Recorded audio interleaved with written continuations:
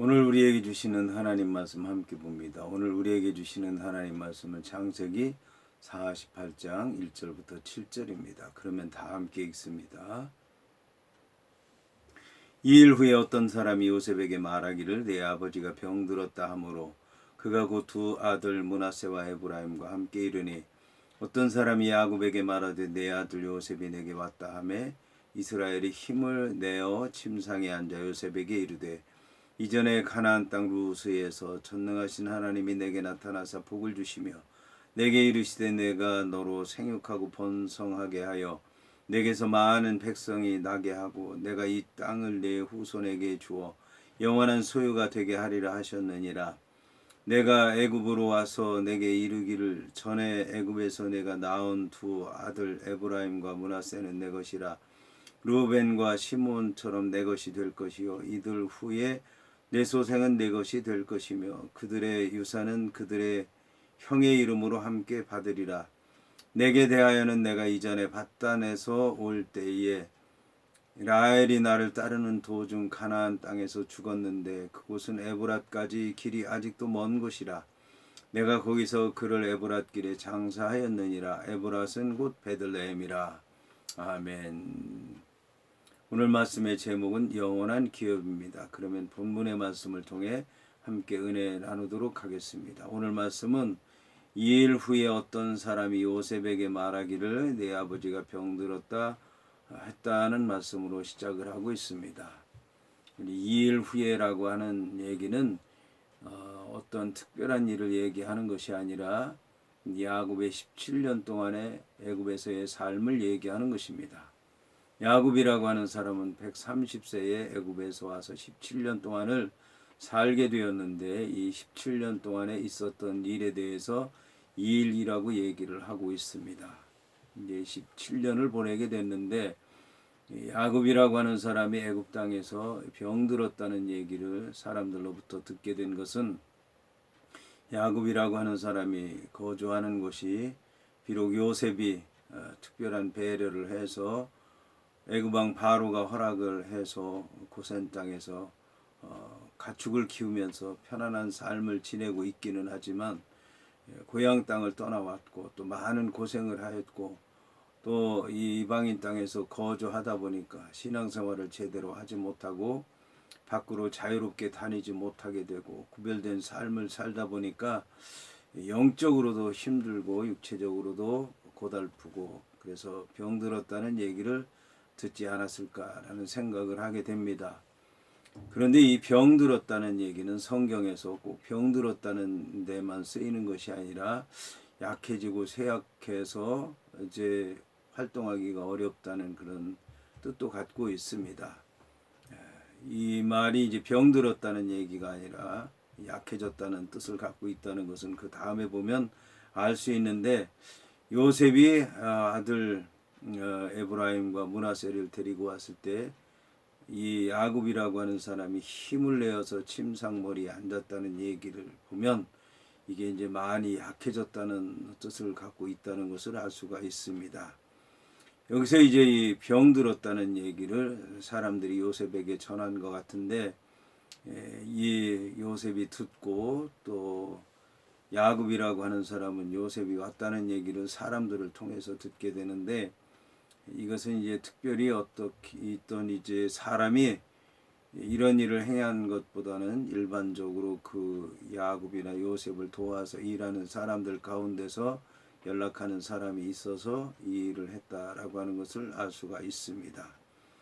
여기서 이제 이 요셉이라고 하는 사람은 두 아들 므낫세와 에브라임과 함께 오게 됐는데 요셉이 이제 이 왔다는 얘기를 야곱이 듣고는 힘을 내어 침상에 앉았다라고 얘기를 하고 있습니다. 여기서 이제 이 말한 사람은 야곱에게 말을 했고 그리고 힘을 내서 침상에 앉은 사람은 이스라엘이라고 얘기를 하고 있습니다. 그러니까 이제 이스라엘이 힘을 냈다고 하는 얘기는 영적으로 힘을 냈다는 얘기고 하나님께서 도우셔서 육체적으로도 힘을 얻고 그래서 침상에 앉게 됐다라고 하는 것을 얘기하는 것입니다. 이 야곱은 요셉이 이르러서 자기에게 왔을 때 이제 얘기를 하게 되었습니다. 지난날에 얘기를 하게 됐는데 이전에 가나안 땅 루스에서 전능하신 하나님이 내게 나타나사 복을 주셨다라는 얘기를 하고 있습니다. 야곱의 삶 가운데서 중요한 일들이 많이 있었는데 야곱이라고 하는 사람이 가장 중요하게 여긴 것은 루스에서의 일이었다라고 얘기를 하고 있습니다.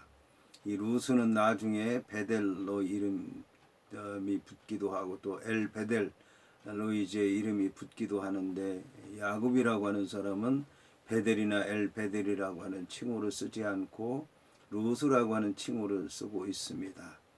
루스는 이제 아무것도 없는 곳이었고 그가 돌베개에서 잠을 자던 곳이었고 그렇게 아무것도 없는 곳이었지만 바로 거기에서 야곱이라고 하는 사람이 놀라운 체험을 하게 됐고 그것이 그 인생에 있어서 아주 든든한 버팀목이 되었고 어떤 일을 결정할 때 중요한 역할을 했기 때문에 그 루스라고 하는 곳을 이제 얘기하게 된 것입니다.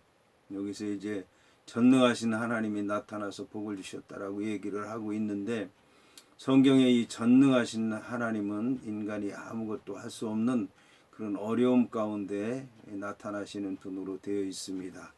이 전능하신 하나님은 아브라함이라고 하는 사람이 북방 4나라와 남방 5나라가 전쟁을 했을 때에 아브라함이 318명 헤브론에서 길리온 종들과 함께 전쟁에서 크게 승리했는데 그때 승리했을 때에 멜기세덱이라고 하는 제사장이 이 아브라함에게 나타나서 축복하는데 그 멜기세덱이라고 하는 제사장을 가리켜서 성경에서는 전능하신 하나님의 제사장이라고 얘기를 하고 있습니다.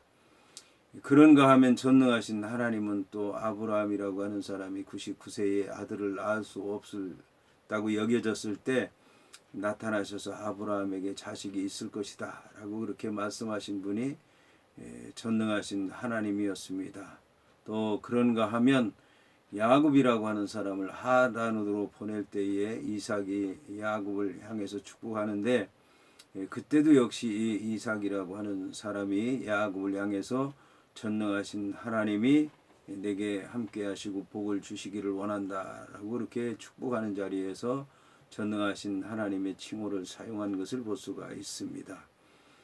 여기서 이제 이렇게 전능하신 하나님이 내게 나타나서 복을 주셨다라고 얘기를 하고 있습니다. 그러면서 생육하고 번성하라. 생육은 이제 자식을 많이 낳는 것이고 새들이 번성하는 거, 새끼를 많이 치는 거, 물고기가 많이 늘어나는 거, 자식을 많이 낳는 걸 얘기하는 거고 번성하는 것은 그 숫자가 늘어나는 것만이 아니라 사방에 흩어져서 활동하고 크게 역사하는 것을 얘기하는 것입니다.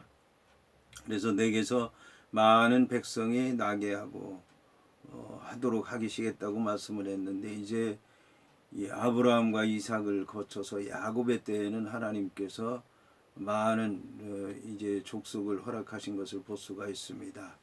아브라함에게서 12아들들이 생겨나게 되었고 12아들을 포함해서 70명의 자손들이 이 애굽 땅에 오게 된 것입니다. 12이라고 하면은 이제 12제자, 12사도, 12족속, 12아들, 12 완전수를 얘기하고 70 그러면 이제 많은 숫자를 얘기하고 있습니다. 70개의 나라라든지 70개 방언, 70개의 족속.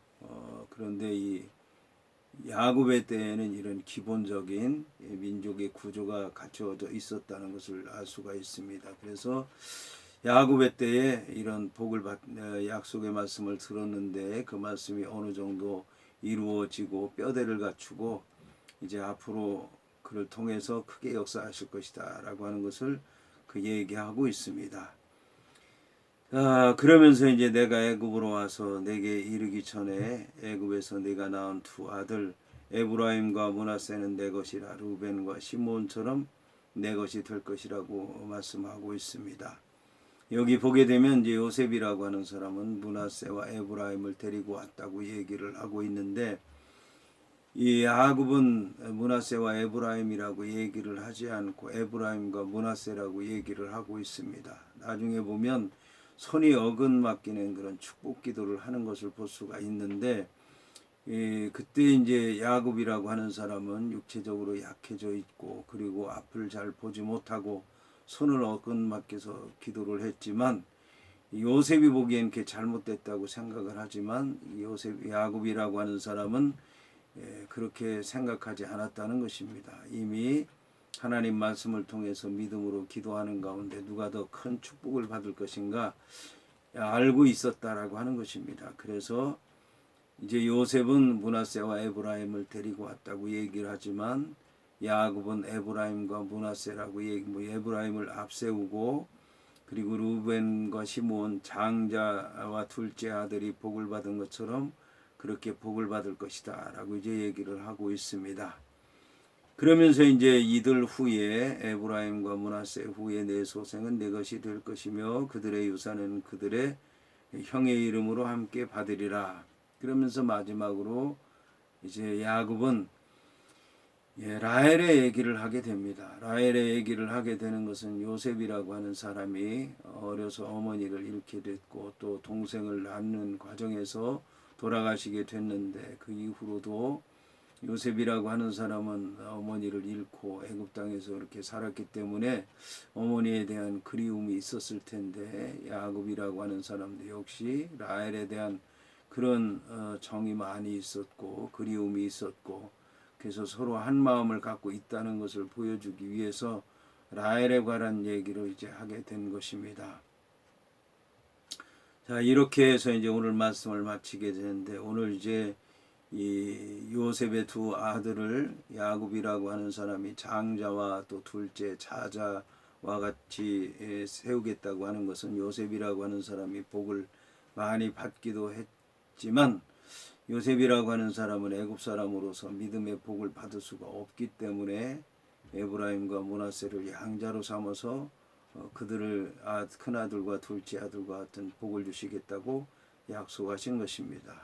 오늘 성경에서 이제 육체적으로는 비록 약해서 병들었다는 얘기를 듣고 죽음을 앞두고 있지만 믿음의 대장부처럼 영적으로 일어나서 자녀들을 맞으며 그들에게 하나님의 뜻에 합당한 복을 내리는 야곱의 모습을 보고 믿음의 사람은 어떻게 살아야 되는가에 대해서 많이 생각하게 됐습니다. 이 말씀을 듣는 여러분들께서도 함께 생각하는 동안에 믿음의 길을 가시기를 바라고, 하나님의 놀라운 역사를 체험하고 고백하고 증거하는 삶을 사시기를 주의 이름으로 축원을 드립니다.